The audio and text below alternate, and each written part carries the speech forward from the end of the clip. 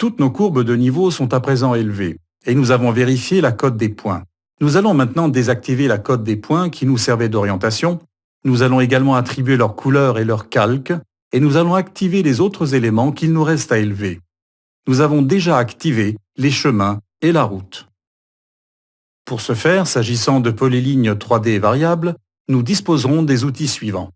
MDT courbe cartographie élevée polyligne de courbe en courbe de niveau, où nous pourrons également utiliser, si nous avons un modèle numérique, cette commande des utilitaires de élévation d'entité qui consistera à élever la ligne en surface.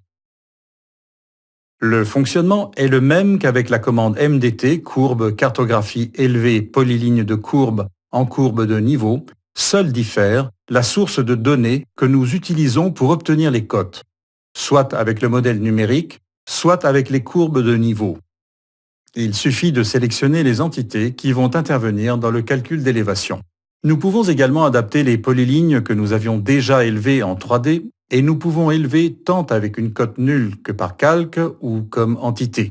Dans ce cas-là, nous ne connaissons pas le nom des calques ni le nombre d'entités. Nous allons les sélectionner graphiquement, les chemins et la route.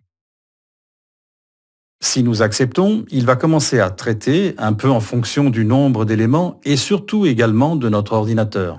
À présent, nous les avons. Bien, nous allons faire une vérification parce que nous avons à présent ici des entités qui ne touchent pas ou ne s'appuient pas sur les courbes de niveau. Comme nous pouvons le voir, l'une des améliorations de TCP MDT 7.5 est l'optimisation des cotes de ces extrémités où nous n'avons pas d'informations d'élévation pour pouvoir calculer.